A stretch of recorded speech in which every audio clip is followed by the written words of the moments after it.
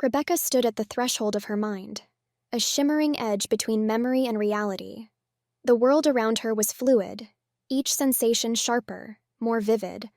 The light was not just light, it was a presence, a gentle but insistent reminder of everything she had been and everything she might yet become. She blinked and suddenly she was back at 12, the sting of cold night air brushing her face as she carried a crumpled plastic bag to the garbage bin. The undergarment inside felt like a weight in her hand, a secret she was desperate to discard. She knew the routine well. It wasn't her first time making this clandestine journey under the cover of darkness, hoping the world wouldn't notice her shame. Then, a flicker. Time twisted like a ribbon and she found herself at another moment. She was still 12, but now she was at a sleepover. The laughter of her friends echoed faintly, a warm, comforting sound, yet distant, as if muffled by the walls of her own mind. She stood alone in the bathroom, heart pounding, folding the night guard discreetly, slipping it into a small bag. This was her ritual. Quick, silent, invisible. She'd planned to toss it in the garage bin, avoiding the eyes of her friends. The garage door creaked open. She stepped in cautiously, the shadows stretching long under the dim light.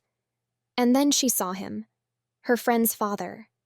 He sat on an old stool, his shoulders hunched, his hands clasped together.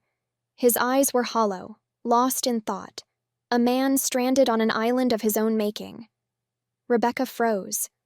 She wasn't supposed to see this. He glanced at her, startled, but then softened, his gaze heavy with sadness.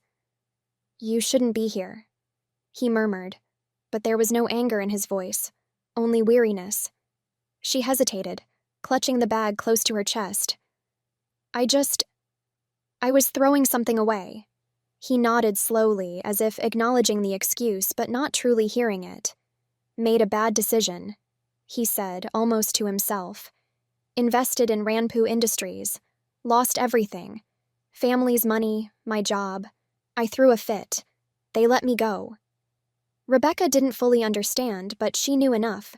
She'd heard whispers about money, about failures, about things that made adults seem so much smaller. She remembered him, remembered the story her parents had told when he died in a car crash not long after. They said he wasn't thinking straight, that he'd been too upset to drive. She swallowed hard, stepping closer.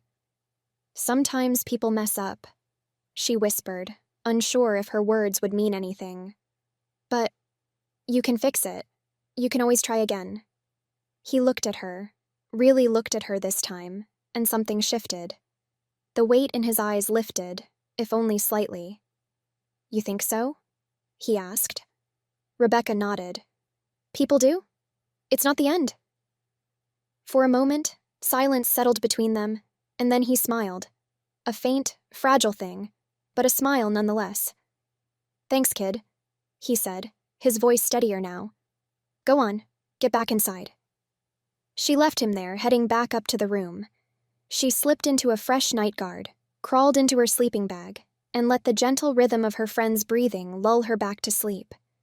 The scene dissolved, and she was once again floating in the sensory deprivation tank. The water cradled her, the stillness of the chamber wrapping around her like a cocoon. She opened her eyes slowly, the dim light of the temple coming into focus.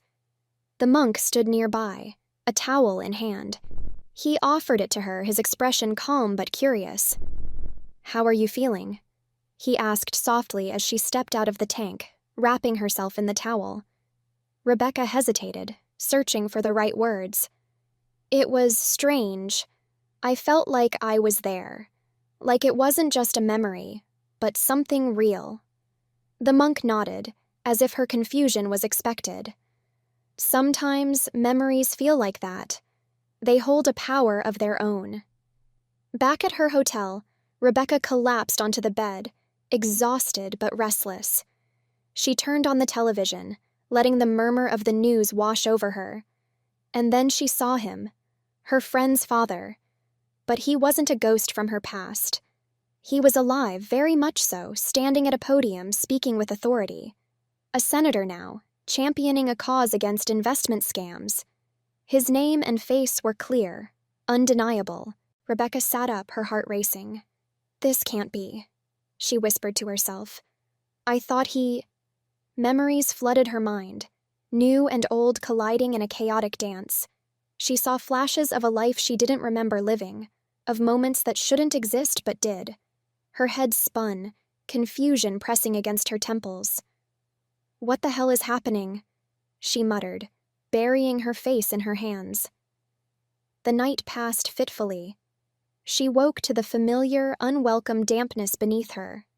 A pang of humiliation swept over her, but she pushed it down, stripping the bed and carrying the linens quietly to the laundry. The next day, she returned to the temple. The monk greeted her with the same calm expression, but there was a hint of concern in his eyes. You've been coming often, he noted gently. Too many sessions can be overwhelming. Rebecca shook her head. I need to understand. I need to go back. The monk hesitated, then nodded slowly. If that's what you wish.